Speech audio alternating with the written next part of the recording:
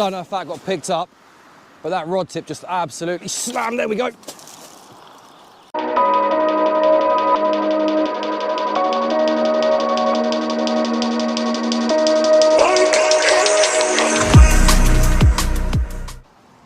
Hello ladies and gentlemen, welcome back to Addicted to Angling. My name is Matt. I'm an all-round angler, from sea fishing on the beach through to carp fishing in lakes, even a little bit of boat fishing out on the sea to try and catch other types of fish.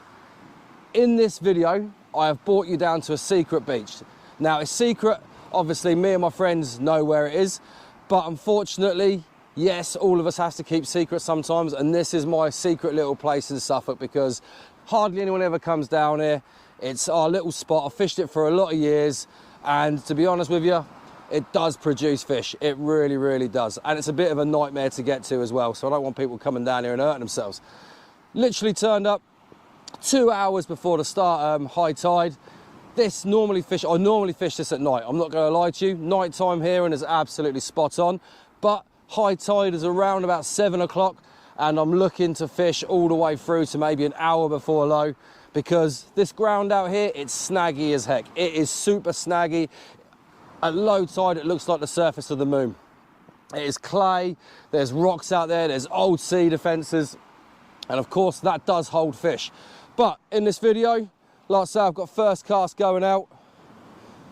I've bagged myself some peeler crab. Went to see one of the local diggers, picked some peelers up from him. So I've come down here armed with crab to see what's about. I'm not going to say we're going to catch, because we might not, but this venue at this time of year normally throws up the goods, on the ebb especially, and as we're going to go into the ebb from 7 o'clock, 8 o'clock dusk, you all know what that means at dusk time.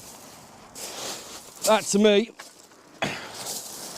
means big old Bertie sea bass. They do come out of here. You do get codling in here, and when the time is right, the hounds come in here and you can absolutely smash them. But I'm going to throw this one out. You don't have to cast out far here. Single hook, pulley rig. Don't want to use a pennel in here because of how clayey it is. You know, I will probably get caught up on the bottom, and I want to be able to pull free. A single hook will pull out better than a pennel, because if there's 2 hooks stuck in there, you've got double the pressure points to actually pull out. So let's get this first cast out and let's see if we can catch some fish.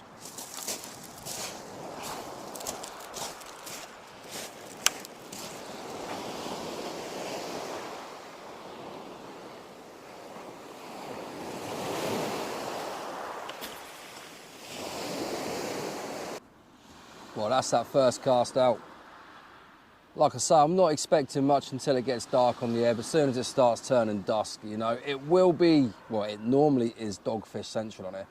Sometimes you have to really fight through the doggies, you know. Don't get me wrong, you do get some big, big dogs in here, which will give you, you know, I've had nearly pulling my rod off the rest in here, and that is dogfish. They're definitely not huss, they are doggies, although I have had one small huss from here in the past. This is definitely venue where I've had a huss from, only a baby. It's the only one I've ever seen since I've been fishing on the Suffolk coast. But the dogfish in here, they get big and they're angry and they get really charged up in here, because there's a lot of crab out there, you know. There's a lot of bait, a lot of crab, there's a lot of prawns, and I think those dogs are fighting for the food when they're out there, you know. So that rod tip sometimes, boff, it goes over. But peeler crab, it's getting that time of year when these little bad boys come into their own. Sometimes from now until June sort of time, my rod tip just moved, looks slightly ray-like. Nice little pull over and come back. We'll leave it, like I say. The thing in here is it may be clay-like.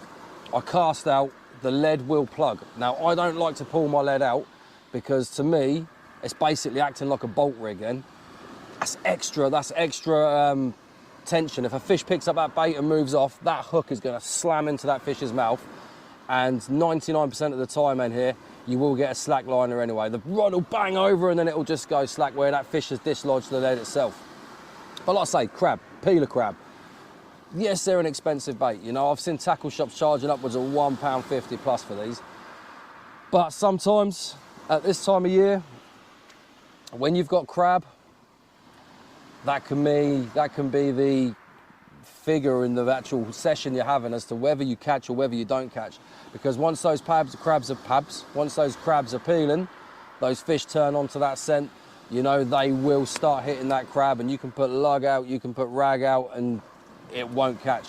Only for a little while, only while the peel is going on, only on this coast anyway. I know sometimes in other parts of the country, crab peels all the time.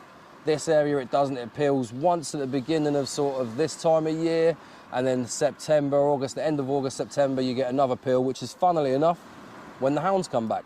You know, the hounds will come back because they know the crabs are peeling. It's fish, you know, they're not stupid. They get their creature of habit. Yeah, they know when to come back on tides, when not to go out. But I'll show you how I bait up a crab in a little while. It's pretty simple, to be honest with you. If you've never used it before and you're looking at it and you go, well, what do I do with this? I will show you in this video. I'm just going to sit back and relax. We've got a long session ahead of us, you know. It's now 5 o'clock. Ipswich have been promoted. Get in. It's now 5 o'clock in the afternoon. I'm fishing here till about 1 o'clock in the morning. Sea state's perfect. It's a building tide. It's not massive tide. It is just a building tide where it's going up towards a spring. It's not huge, but for the rays, sometimes you don't need it. And we may get lucky with the weather like this, you know, it's flat calm, hardly any wind, there's no chop on the water, there's no lump on the water. Those hounds could come through here early, you know, they could come in with the sea state like this. We could get a hound tonight, and if we do, I would not be surprised. But let's see, we might not catch anything, you know, we might absolutely blank, because when it goes down to low, when it goes down to low in here, it does get very shallow and you've got to follow it out a little bit, but that's when the bass are there. Anyway, I digress. I will come back to you in a little while. We'll just have a little chat. I'll show you how I bait up a peeler crab, and we'll go through the session from there.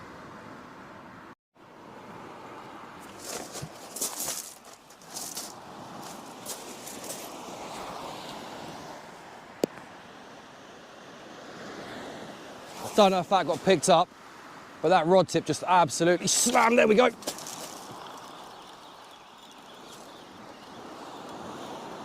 Oh, I've just bumped it. Have I bumped it, or is it swimming towards me?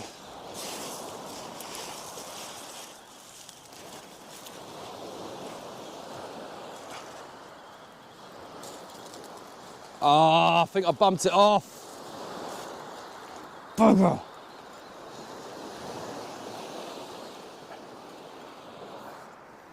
Bass are about already in daylight. That is spot on, right. I am literally gonna whack another crab on there, and I'll get this back out. I can't believe I missed that.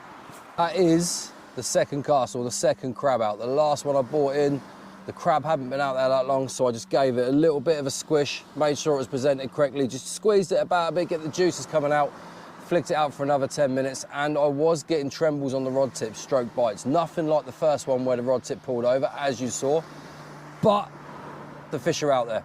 The fish are out there, so if I suddenly jump up, it's because something has taken my bait, and I'm pretty sure they're pretty sure they are bass, because of how violent the bites are. Bass will come up to a bait, and quite often you'll see a knock before you see a take, because they'll come up and they'll sort of flank it, you know, as if they're killing, stunning something in the sea. That's how they do it. They sort of knock into it and flank it, then they come back and take it. So often you'll get a bang, and then like I did before, I had a bang, and then I had another smack afterwards where it turned back around and took the crab. They're not clever. They don't know that the crab's peeled and sitting in there ready to be eaten by them. But right, as we were saying, peeler crab. Basically, that is how your crabs will come. You know, they will come basically like they will look out of the sea. But you can tell they're peelers because the sides will be squashy and the back will crack.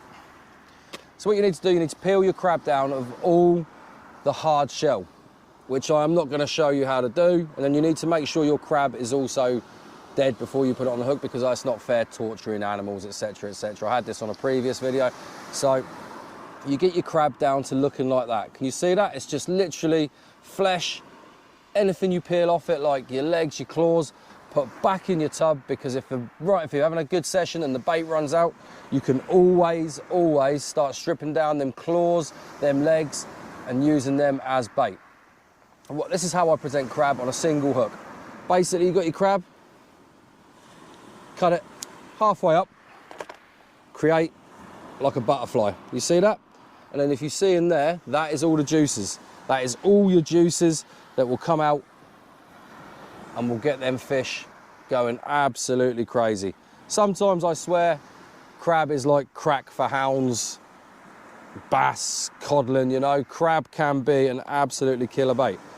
And the next thing I'll do, I've got my single hook, I just hold it on. Now, you can do this on a baiting needle if you wish, but that is how I do mine. I literally just pass the hook through a leg socket and then lay it against the shank. And then once that is done, I get my elastic and I will literally just start wrapping, not too tight. Never wrap crab too tight, because you will force all the juices out. You just want to make sure that this crab is tight enough to sit on that hook with the hook point showing. Now, I will pay special attention to the bottom of the crab, around where the shank is, and then all I do is I come back up to the top, tighten it up, and that is a crab, peeler crab bait, ready for a hound, bass, probably dogfish. And then all I do is I've got my single hook, 3/0 Sea Glow hook. Then I come all the way through 25-pound amnesia snood, all the way through 80-pound shock for rig body, down to a Gemini release clip and a 6-ounce lead. 6 ounces perfect in here, 7 ounce if the tide starts tugging, and on a big tide in here, yes, it fishes well, but the tide in here will absolutely nail through. Because of how shallow it is, it creates that effect of obviously speeding the tide up, because the water's being forced over a shallow area and it hammers through. So you put a 7-ounce head out, it will trickle round, it will find a trough to sit in, but you'll get slack liners, you know, that's all you will get, because them fish are hitting that lead and the lead's going off in the tide and it's slackening off. But that is the end article. There you go, with the crab there. Now, I'm not going to be hanging these up, even if I am double patting. I'm just laying them down beside me, mainly because the sun is out and I don't want it to bake that crab. You know, I just want that crab to be fresh as anything, so it's going to sit there beside me and I'll just clip it on like that. Once it gets dark, I'll start hanging it up, but I don't want that crab sitting in the sunlight. Any bait, to be honest with you, on a hot day, you double pat and you hang it up, it's going to dry that bait out and it's going to cause a detrimental effect on the actual effectivity.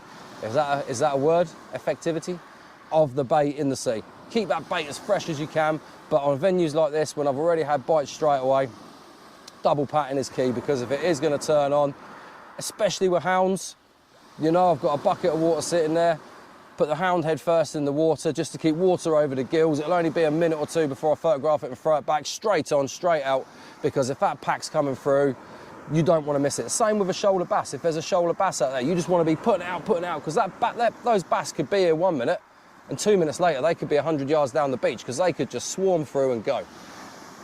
But I'm hoping that we see some fish. Like I say, once that starts ebbing, we'll see. We'll see what happens. There will be dogs, but I'm hoping we get some other species. But anyway, that is how I present peeler crab, and that's all I'm putting out today for fish. I've got 20 crab in my bucket, 18 left now. Let's see what we can do. Let's see if we can pull out a half-decent fish for you. Well, I've been getting plenty of rattles this cast. Had a couple of thumping bites as well. But I don't think I'm connected to anything. I think there's a massive school of little tiny basslets out there. Like really small little basslets, and they're just hitting that crab. That first bite you saw on camera was obviously quite a good bite, and that would have been a fairly decent fish. But at the minute it's just rattles, little bangs. Obviously I'm using braids, so it shows up a lot more. None of these fish are actually taking the bait, so it's It's a little bit annoying at the minute. Hello, mate, you all right? I'm good. Yeah. Look, yeah, mate, I've missed one cracking bite already, to be honest with you. It's like last week I started running apparently. Yeah. And I think to be honest with you, looking at the way the weather is, mate, the hounds could start coming through soon as well. But we'll see. We'll see, mate. I'll sit.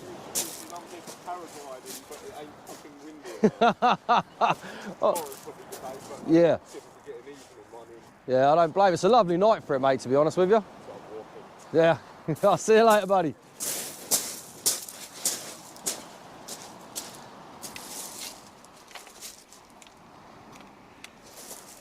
Yeah, that bait has been absolutely annihilated. So it is, in my eyes, little basslets smacking that bait, pulling it down, but not getting the hook in their mouth. Now, I'm not going to go down in hook size, because 3.0 is what I always fish in here. It will snag nearly everything. There's a lot of clay out there as well. That lead is completely, splashdown's completely clogged up with clay. There we go, that's off. Yeah, and just look at the weather. It is absolutely fantastic. Like old mate, he just said, who walked past, he was out to do some paragliding, but it's not windy enough, because you do get that down here, they jump off the cliffs, then they just fly around. I've been sitting out here before and had a whooshing noise and looked up, and there's one not very far above my head, to be honest with you. But it's coming up to high. It's an hour away from high, so I'm expecting it to drop off. But on the ebb, like I say, this is massively an ebb venue. You know, hounds, rays, you can normally set your watch by it. Half an hour after turn of tide in this place, and this is not an exaggeration. When we used to fish here all the time, you would just know the fish would come on. Now, like I say, I haven't fished here for a long time, because even though it's my favourite place to fish, as you will know, regular followers of this channel, I sort of came away from the fishing scene for a little while, weren't really feeling it, stopped fishing, but I'm back on it now. And just look out there, look at the weather, it's beautiful, absolutely beautiful. Right, anyway, that's that cast back in. Let's see if this one can produce. Said, this venue here, the ebb fishes a lot better, and literally just started the ebb, and look at that, eh? Not the massive, not the biggest, but it's on the crab. Look at that angry Bertie. Absolutely beautiful, stunning little fish. My first bass of the year. Well chuffed with that, absolutely well chuffed with it. Like I say, peeler crab, it's an absolute killer. That rod tip slammed over, and as it slammed over, this stunning little fish, he's doing his best to spike me, was on the end. What an absolute beauty. Lovely little fish, hey? What a nice little fish. Right, I'm going to put him back straight away. No point keeping him. He's beautiful fish. Look at that. What a stunner. Right, let's get him back, and of course the bait's straight out there. Let's see what else comes along. This ebb, I've got a feeling, could be a few fish on camera for you.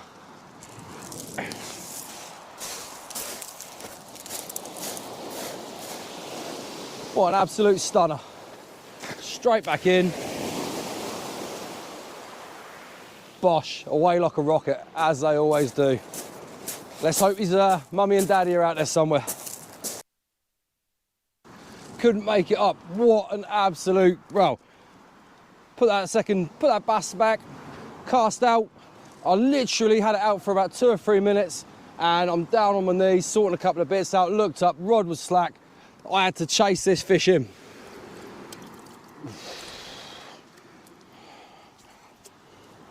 I had to chase this fish in because he was going absolutely crazy, as he still is.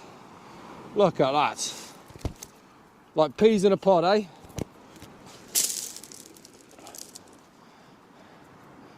Well, that's that cast after that last fish had been out. Probably 2 minutes. Another one. Look at that, slacking that rod off. I looked up, my braid was on the floor. I was literally down on my knees sorting something out. I looked up, the braid was on the floor, and I thought I'd missed it, and I chased it in, and as soon as I got it in, bosh, that was thumping over. Look at him. Absolute stunner. That's 2 fish and 2 casts. As soon as this ebb has started, these fish are back on the feed. What an absolutely beautiful little fish. Plump, very plump. That's going to be feeding on crabs and prawns and shrimps that are out there. But yeah, stunning fish. Absolutely stunning. See if I can get him to put his fin up. Come on, get your fin up. Yes, it's not even dark yet.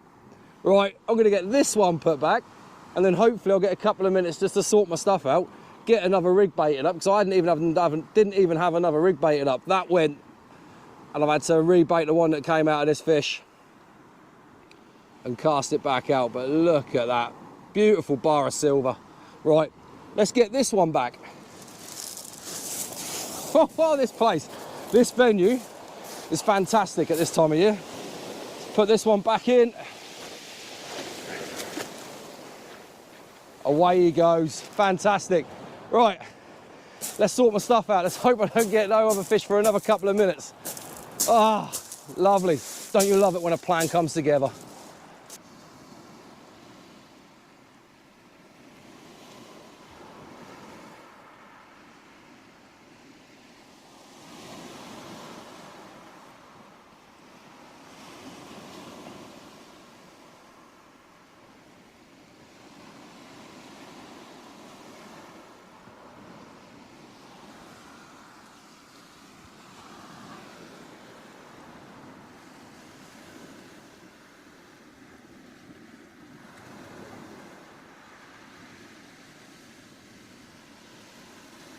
There we go. See, I've got another fish out there attacking that crab.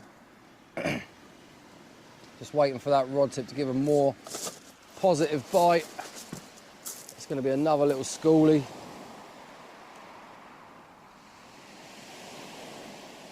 The other bites have all been real slam overs, so there's plenty of bass out there. Just got to wait and see now if this tip slams around. They're on the scent of it though, that's the main thing, they're on the scent of it. They know the crab is there, but it's just having another one that's big enough to wolf it down rather than small ones. So I'm pretty sure there's some tiny little ones out there, probably 6-7 inch bass, what I call basslets. Come on. Like that, there we go. Wait for it to go again.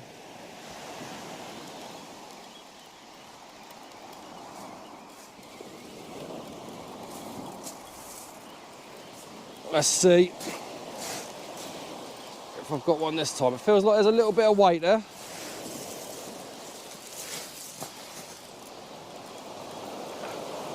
Might have missed it though. I think I did. I think I missed that one.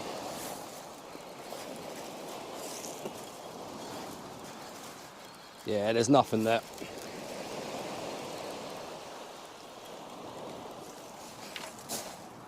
But they're here. You've seen from the last 2 fish that I caught. That was the next cast after that. So, all it means is get another juicy crab bait in the water. Glad I got more crabs than what I was thinking about getting, to be honest with you, because I was not going to get many. But I'm going through them at quite a rate now. There is some bigger ones in there which I can half down.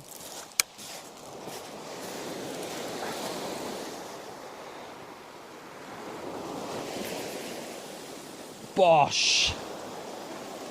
Into the zone. Into the zone, into the little deeper area where they're going to be sitting, running up and down this clay.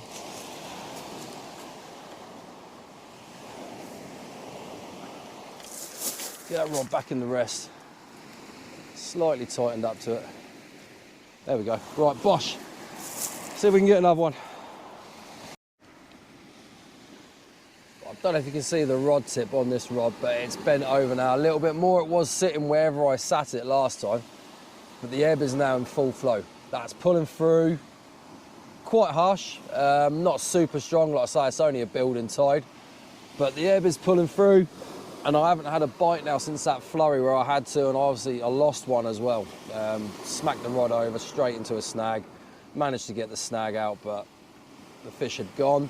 Hey ho, it is what it is, but since then, I've not had anything. So over the top of the tide to the start of the ebb, those bass have shoaled up and they've come through. And they've been hitting everything, and now this tide is running. I'm expecting bass, doggies, maybe a ray, but it might take an hour or so for this ebb to, say, slow down. You normally find at the start of the tide, when it starts running again after a high or a low, there is a much stronger pull, and then it loses its force and it slows down. Now, sometimes when that tide is hammering through, those fish will not feed as much, but as soon as it drops off, obviously food particles drop to the bottom, etc., etc., they start getting their heads down, or they sit on the edge of it and find it easier to feed. So, like I say, I mean, I'm now waiting for slack liners. It's getting dark, which is the main thing, and with this ebb, like I say, anything could happen. Anything could happen. I've caught a couple of bass, so I am happy, but it's now 8 o'clock. Like I say, I'm looking for around about a midnight, 1 o'clock finish, so I've still got 4 hours worth of fishing, and it will be interesting to see if anything else turns up, because the sea state for this venue is spot on. This venue, I always find it fishes better on a slightly calmer sea, but we'll see.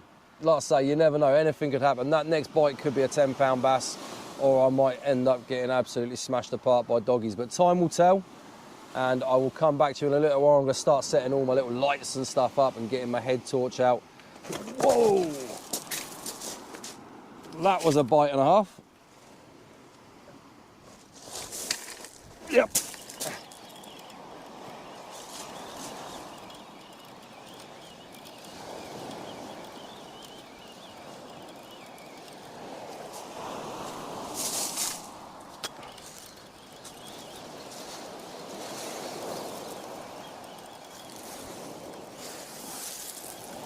I don't know if I've lost this or not. I think, yep, I've lost it. Ah! No way. Or have I? No, I haven't. I haven't lost it. He's there. Question is, what is it? It's a baby Bertie. See what I mean? When that tide is hammering and they are feeding, whew, they give some good bites.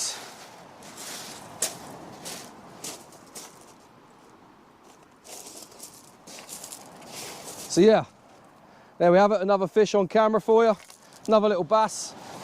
Not going to bother holding this one up, we'll get this one put back and we'll see what we can do. Hello, welcome back. Now, as you can see, it is pitch black.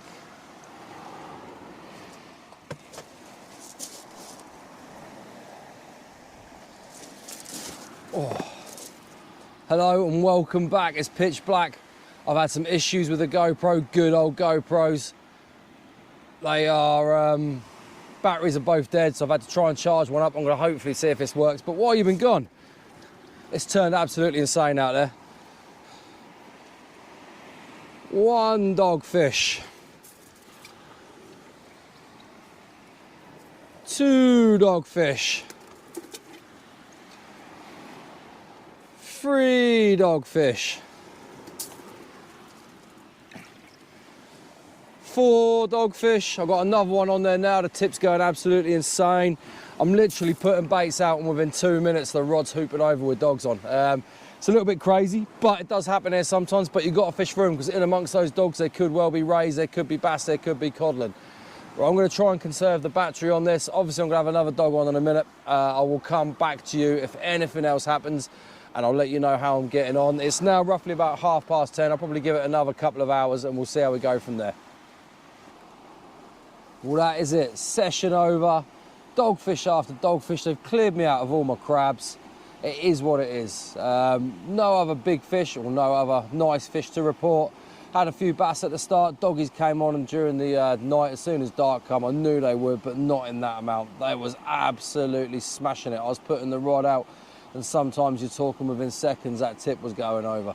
Thank you very much for watching if you got this far. Really appreciate it. If you haven't yet subscribed, hit that subscribe button. It costs nothing. And yet again, thank you for watching. I will see you very soon.